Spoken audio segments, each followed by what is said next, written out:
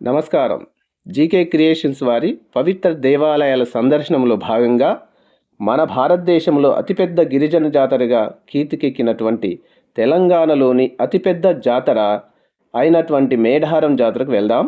ఉమ్మడి వరంగల్ జిల్లాలోని ములుగు కేంద్రం నుండి తాడ్వాయి మండలంలో మేడారం గ్రామంలో కొలువై ఉన్న సమ్మక్క సారలమ్మ జాతరకు వెళ్తూ ఉన్నాం. మనకు కనపడేది జంపన్న వాగు. దీని పూర్వం సంపెంగ వాగు అని పిలిచేవారు.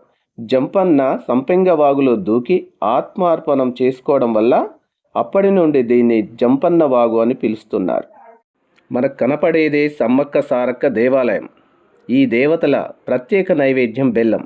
బెల్లాన్ని బంగారం అనే పేరుతో పిలుస్తారు. కోరికలు తీరిన భక్తులు తమ నిలువెత్తు బంగారాన్ని దేవతలకు నైవేద్యం ఇచ్చి మొక్కులు తీర్చుకుంటారు. ఇంతగా పేరొందిన ఈ జాతర 4 రోజులు జరుగుతుంది. ఈ మహాజాతరలో భాగంగా మొదటి రోజు కన్నెపల్లి నుండి సారలమ్మను గద్దెపైకి అంగరంగ వైభవంగా చేరుస్తారు. రెండవ రోజు చిలకలగుట్ట నుండి సమ్మక్క దేవతను అత్యంత గొప్పగా గద్దెపైకి చేరుస్తారు. మూడవ రోజు సమ్మక్క సారలమ్మల దేవతల దివ్య దర్శనం భక్తులందరికీ కల్పిస్తారు. ఇక 4వ రోజు దేవతలు వనప్రవేశం చేయడంతో జాతర ముగుస్తుంది. తెలంగాణ రాష్ట్రం ఏర్పడ్డాక 2014లో మేడారం జాతరను రాష్ట్ర పండుగగా రాష్ట్ర ప్రభుత్వం గుర్తించింది. ఇంత ప్రాముఖ్యత పొందిన ఈ మేడారం జాతర స్థల పురాణం తెలుసుకుందాం. పూర్వం కోయరాజులు వేటకు అడవికి వెళ్ళినప్పుడు ఆ అడవిలో పెద్ద పులుల సంరక్షణలో ఒక పసిపాప కనపడింది. ఆ పాపను గూడెంకు తీసుకెళ్లారు. ఆ పాప గూడానికి వచ్చినప్పటి నుండి అన్ని శుభాలే జరగడంతో వారు కొలిచే కొండదేవత ఈ పసిపాప రూపంలో వచ్చిందని నమ్మి మాఘశుద్ధ పౌర్ణమి రోజు సమ్మక్క అని పేరు పెట్టారు. సమ్మక్కను ఆ ప్రాంత కోయ చక్రవర్తి మేడరాజు పెంచి పెద్ద చేసి అతని మేనల్లుడైన మేడారం పాలకుడు అయినటువంటి పగిడిద్ద రాజుకు ఇచ్చి వివాహం జరిపారు. సమ్మక్క పగిడిద్ద రాజు దంపతులకు సారలమ్మ, నాగులమ్మ మరియు జంపన్నలు అనే 3 సంతానం కలిగారు. ఇప్పుడు మనం చూస్తున్నది సమ్మక్క గద్దె. ఇక్కడ భక్తులు బెల్లాన్ని నైవేద్యంగా పెట్టడం, ప్రసాదంగా తీసుకోవడం మనం చూస్తూ ఉన్నాం. మేడారాన్ని పాలిస్తున్న పగిడిద్ద రాజు కాకతీయుల సామంతుడు. ఆ రోజుల్లో కరువు కాటకాల కారణంగా కొన్నేళ్ల పాటు ప్రజలు శిస్తు కట్టలేదు. కాకతీయుల సామంతునిగా ఉంటూ పగిడిద్దరాజు శిస్తు కట్టకపోవడం, తన మామ మేడరాజుకు ఆశ్రయం కల్పించడం, కోయ గిరిజనులు విప్లవ భావాలు నూరిపోసి రాజ్యాధికారాన్ని ధిక్కరిస్తున్నాడనే అనుమానంతో కాకతీయ సామ్రాజ్యాధినేత ప్రతాపరుద్రుడు పగిడిద్దరాజుపై సమరశంఖం పూరించాడు. ఇది గమనించిన గిరిజనులు ప్రభుత్వంపై తిరగబడేందుకు సిద్ధమయ్యారు.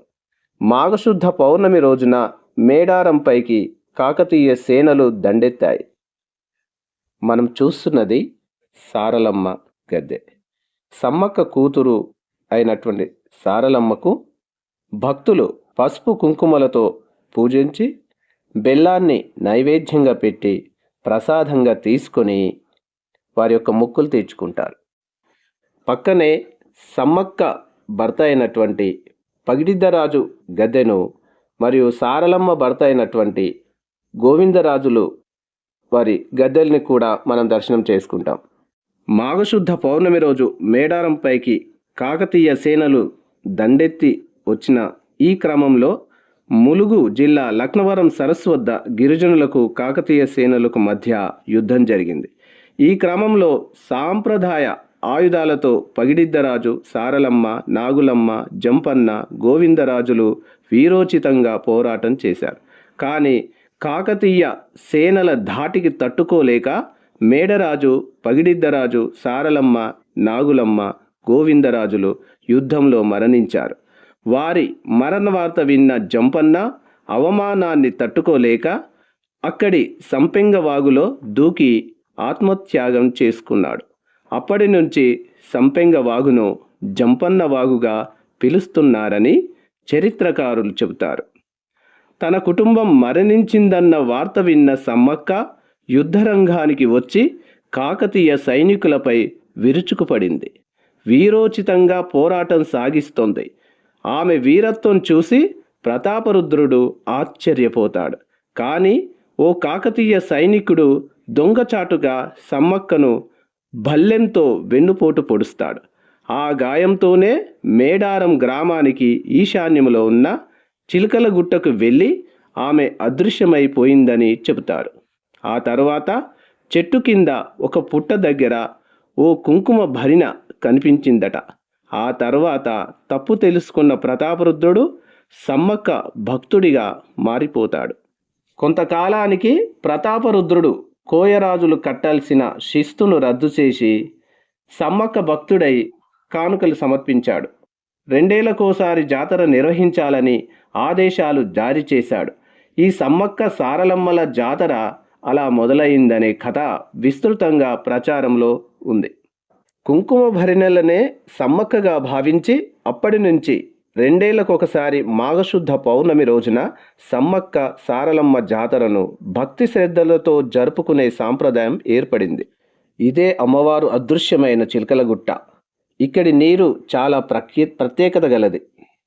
వైద్య విలువలు గల ఆయుర్వేద మూలికలు కలిగి అన్ని రకాల రోగాలను దూరం చేసి ఆరోగ్యాన్ని ఇస్తాయని భక్తుల ప్రగాఢ విశ్వాసం.